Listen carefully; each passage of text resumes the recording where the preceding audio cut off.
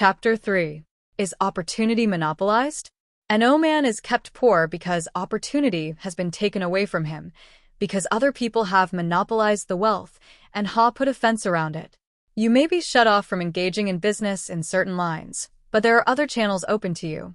Probably it would be hard for you to get control of any of the great railroad systems. That field is pretty well monopolized, but the electric railway business is still in its infancy and offers plenty of scope for enterprise, and it will be but a very few years until traffic and transportation through the air will become a great industry, and in all its branches will give employment to hundreds of thousands, and perhaps to millions of people. Why not turn your attention to the development of aerial transportation, instead of competing with J.J. Hill and others for a chance in the steam railway world? It is quite true that if you are a workman in the employ of Tile Steel Trust, you have very little chance of becoming the owner of the plant in which you work. But it is also true that if you will commence to act in a certain way, you can soon leave the employ of the Steel Trust. You can buy a farm of from 10 to 40 acres and engage in business as a producer of foodstuffs. There is great opportunity at this time for men who will live upon small tracts of land and cultivate the same intensively. Such men will certainly get rich. You may say that it is impossible for you to get the land, but I am going to prove to you that it is not impossible, and that you can certainly get a farm if you will go to work in a certain way. At different periods, the tide of opportunity sets in different directions, according to the needs of the whole, and the particular stage of social evolution which has been reached. At present, in America, it is setting toward agriculture and the allied industries and professions. Today, opportunity is open before the factory worker in his line. It is open before the businessman who supplies the farmer more than before the one who supplies the factory worker, and before the professional man who waits upon the farmer more than before Theon, who serves the working class.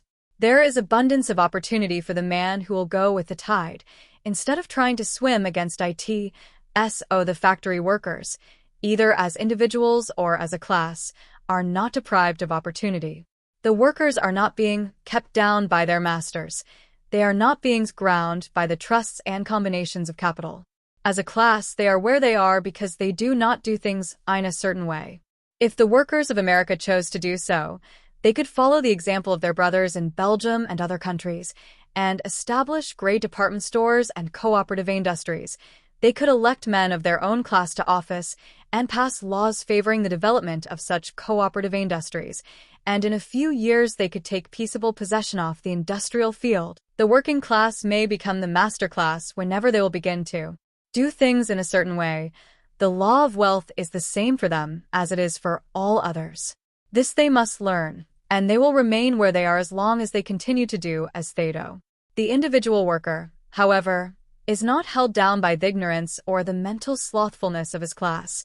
He can follow the tide of opportunity to riches, and this book will tell him how.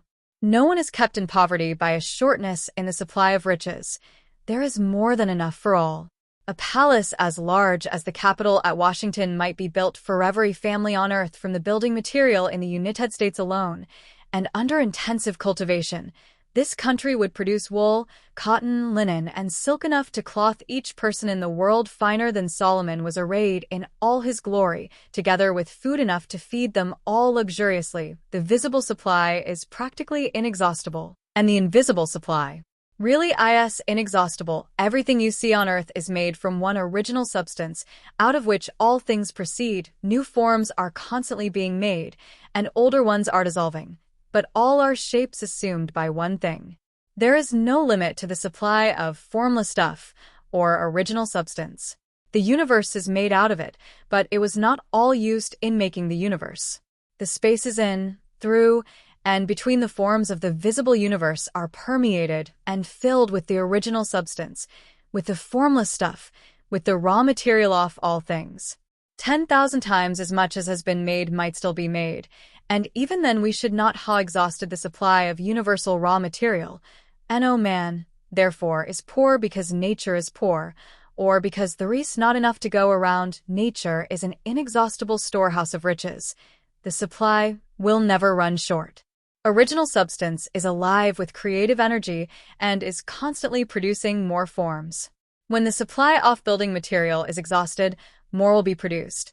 When the soil is exhausted so that foodstuffs and materials for clothing will no longer grow upon it, it will be renewed or more soil will be made.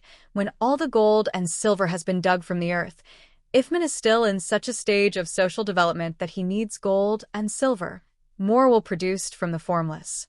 The formless stuff responds to the needs of man. It will not let him be without any good thing.